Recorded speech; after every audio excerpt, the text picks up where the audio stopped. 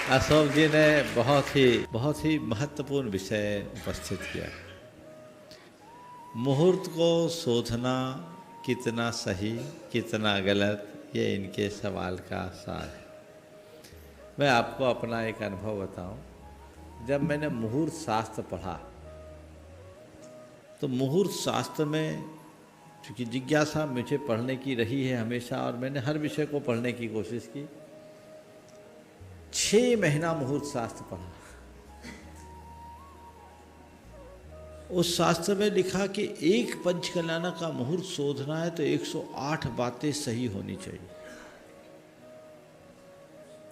अब 108 बात तो 5-10 बरस में एक आध बार सही निकलती, कुछ ना कुछ तो पंगा रहता ही। तो फिर ऐसे तो प्रतिष्ठा ही नहीं होगी। तो बोले एक काम करो, 108 में मैक्सिमम हो जाए। बोले वो भी नहीं हो रहा है। नेगेटिव ना हो, बोले वो भी हो रहा है। तो बोले फिर एक काम करो, कुछ खास कुयोगों को टाल दो। बोले उसके बाद भी काम जरूरी है। तो बोले एक काम कर लो, लग्न बल देख लो। बोले लग्न बल भी नहीं मिल रहा है। बोले उसका नौमांश निकाल लो। बोले नौमांश भी नहीं मिल रहा, कहा मनोबल से कर लो। आखिरी में ये बात आई कि मनोबल से कर लो। तो मैंने कहा ये पाठ पहले पढ़ा लिया गया होता तो 6 महीने हमारे नहीं लगते। समझ गया। अब रहा सवाल मुहूर्त माने कि नहीं माने। जिनका मनोबल कमजोर है उन्हें मुहूर्त देखना चाहिए, और जिनका मनोबल ऊंचा है उनसे लोगों का मुहूर्त बनता है। तो देखने के लिए मनोबल ऊंचा हो तो सब काम अपने आप होगा। इच्छा शक्ति और उच्च मनोबल का बड़ा चमत्कार होता है। ये प्रयास होना चाहिए। अभी मुझे सुनकर के बड़ा आश्चर्य हुआ, इनके फेरे धुलेणी के दिन पड़े हैं। कल सुशीला जी बता रही थी, ऐसे 9 तारीख को, ये भी बहुत अच्छा, मैं खोल ही देता हूँ आज। इनकी 50वीं वर्षगांठ आने वाली है। उस साल 9 तारीख पड़ रही थी और धुलेड़ी थी। इस हिसाब से 8 और 9 2 दिन इनके खाते जा रहे हैं। और वो भी एक बहुत आदर्श तरीके से अपने इस पावन मंगल प्रसंग को और पुण्यवर्धन की क्रिया में लगा रहे हैं। उसके संदर्भ में मैं आगे बोलूँगा। लेकिन ये धुलेड़ी में कोई शादी मुहूर्त शास्त्र के अनुसार नहीं होती। होलाष्टक ही खराब माने जाता है। समझ गए। तो अब तो आपकी जोड़ी जीवंत उदाहरण है मुहूर्त का, है ना। कि ये तो मनोबल ऊंचा हो तो कुछ नहीं होता। हाँ, लेकिन जिनका मनोबल कमजोर है, जिनके मन में डर है, जिनके मन में आशंका है, जिनके मन में अंधविश्वास है, तो उनको एक बार मुहूर्त देख लेना चाहिए।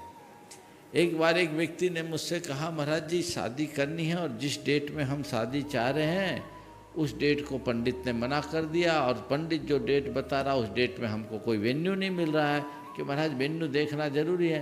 बोले पंडित से पूछने के पहले मेरे पास आया होता तो मैं बोलता। तो पंडित से पूछा क्यों? अब मैं कुछ नहीं बोलूँगा। बोले महाराज क्यों? अगर मैं कुछ बोल दिया कि मुहूर्त कुछ नहीं होता और कुछ हो गया तो तुम यही कहोगे महाराज नहीं माने, गलत मुहूर्त में शादी हुई। दोस्त तुम कुछ और को दोगे। तो जिनका मनोबल कमजोर हो वो मुहूर्त देखे। एक बात और बताता हूँ, इसको नकारना भी उचित नहीं है सर्वथा। आचार्य पुष्पदंत भूतबदी को धरसेन आचार्य ने जो ज्ञान दिया, सचखंडागम के कथनानुसार सचखंडागम का जो ज्ञान दिया, उन्होंने मुहूर्त देख करके दिया। सभी ग्रहों की उच्च स्थिति में और लग्न मुहूर्त देख करके दिया, ऐसा धवला में उल्लेख है। समझ गए। तो धरसेन आचार्य जो साक्षात द्वादशांग के अंग का एक महाकर्म प्रकृति के ज्ञाता थे, उन्होंने जो भी दिया हो पुष्पदंत भूतबली महाराज को ज्ञान दिया और ज्ञान देके विदा किया। तो उनकी परीक्षा भी की पहले। तो ऐसा उल्लेख मिलता है। और ऐसा भी उल्लेख मिलता है, योनि पहाड़ नाम का उनका एक ग्रंथ भी था जो आज लुप्त हो गया, धरसेन आचार्य का। तो खैर जो भी है, मैं पुनः आपकी बात का उत्तर एक पंक्ति में कहूँगा कि मनोबल के आगे किसी मुहूर्त की जरूरत नहीं है। मनोबल ऊंचा लगो। और पुण्यशाली जीव के लिए कुछ देखना नहीं पड़ता, पर क्षीण पुण्य के लिए बहुत सारी चीज़ें देखनी पड़ती है। तुम्हारा मनोबल तभी बढ़ेगा जब तुम्हारा पुण्य प्रबल होगा। रास्ता निकाल लोगे, उसी रास्ते को देख करके चलना चाहिए। नहीं तो मुहूर्तों को ले करके तो इतने इतने वहम हैं कि मत पूछो। और कुछ लोग बहुत वहमी होते हैं, है ना, कि हम ऐसा नहीं करेंगे, ऐसा नहीं करेंगे। अब कोलकाता में कई लोग मंगलवार को प्रवेश नहीं करना चाहते, अभी भी पल रहे हैं ना। हाँ, नहीं है, वो लोग गंगा पार नहीं करना है मंगलवार को, जाएंगे तो हम पहले चले जाए, मंगलवार ही बोलते हैं ना। हाँ, अब वो एक वहम है, जबकि इतनी गाड़ियाँ आ रही जा रही है, सब कुछ हो रहा है, लेकिन है तो इसका कोई उपाय नहीं।